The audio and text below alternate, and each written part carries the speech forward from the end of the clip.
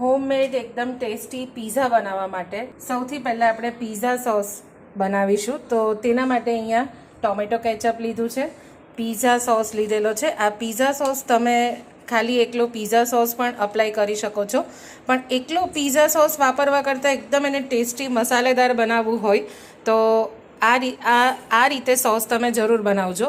તો એના માટે ત્રીજી વસ્તુ માયોનીઝ જોઈશે, જિંજર ગાર્લિક પેસ્ટ આપણે ઘરે પણ બનાવી શકીએ છીએ, પીઝા મસાલો, ઓરેગાનો, ચીલી ફ્લેક્સ અને સ્વાદ માટે મીઠું. એક બાઉલમાં આપણે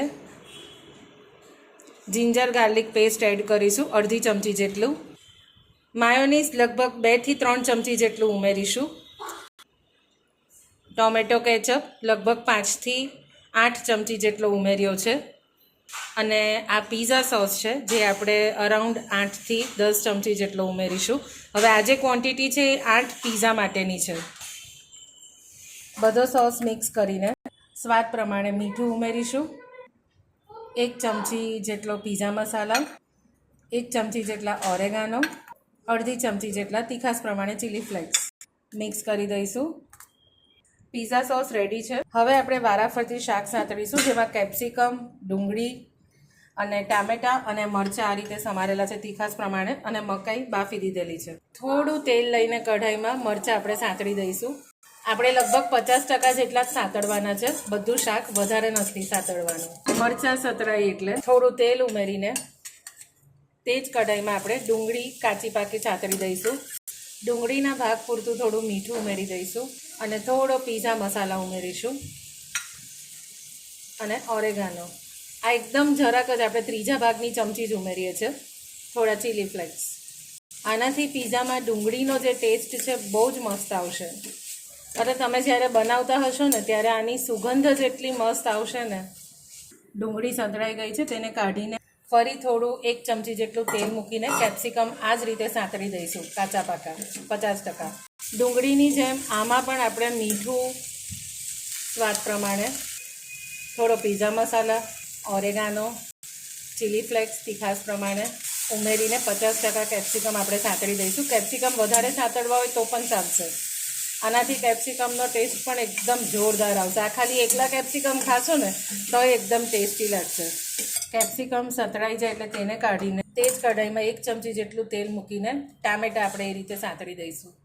ટામેટાં તો એકદમ થોડાક જ સાંતળવાના, લગભગ 10-15% જેવા. આગળ બતાવ્યું તે રીતે ઓરેગાનો, ચીલી ફ્લેક્સ, પીઝા મસાલા અને મીઠું એ આમાં પણ આપણે ઉમેરી દઈશું. બધું જ એકદમ શાક હોય એ પ્રમાણમાં જ ઉમેરવાનું. સાથે જ થોડા બ્લેક ઓલિવ્સ લીધેલા છે, બ્લેક ઓલિવ્સ. આને કાચા જ યુઝ થાય, પણ અમને થોડા ગરમ કરેલા ગમે છે, એટલે જે કઢાઈમાં આપણે શાક સાંતળ્યું તેમાં જ આપણે ઓલિવ થોડા ગરમ કરી દઈશું.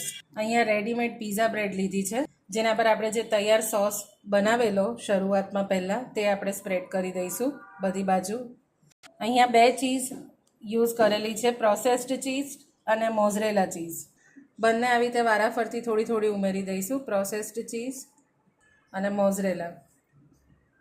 તીખાસ પ્રમાણે થોડા મરચાં જે આપણે સાંતળેલા, ટામેટાની સ્લાઈસ ગોઠવી દઈશું, કેપ્સિકમ, ડુંગળી, પનીરના ક્યુબ્સ મૂકી દઈશું, થોડા બાફેલા મકાઈના દાણા, ઓલિવ મૂકી દઈશું, ઓરેગાનો, ચીલી ફ્લેક્સ, પીઝા મસાલો, પ્રોસેસ્ડ ચીઝ ઉપરથી, મોઝરેલા ચીઝ. પેનમાં થોડું બટર ઉમેરી દઈશું ને ચમચી તેલ ને ચમચી બટર ઇવનલી સ્પ્રેડ કરી દઈશું, જેમાં પીઝા આપણે મૂકી દઈશું. હવે આપણે ઢાંકી દઈશું, લગભગ ચીઝ મેલ્ટ થાય ત્યાં સુધી 5 મિનિટ જેટલો સમય થશે, એકદમ ધીમા તાપે. બીજા ઓપ્શનમાં આપણે આ રીતે ઢોસાની તવી પર બટર લગાડીને પણ પીઝા આ રીતે 5 મિનિટ માટે કૂક કરી શકીએ. તો પીઝા તૈયાર છે, ગરમા ગરમ પીઝા તૈયાર છે. કટ કરી દઈશું. ટેસ્ટી ટેસ્ટી પીઝા તૈયાર છે, કૌસ્તુભના મામાએ બનાવેલા, ખાસ ભાણિયા માટે એના ફેવરેટ. કેવા લાગ્યા પીઝા? અતિ સ્વાદિષ્ટ અસ્તિ. તમે પણ આ આવી રીતે જ પીઝા બનાવજો અને પછી કહેજો કે કેવા લાગ્યા બરોબર ઓકે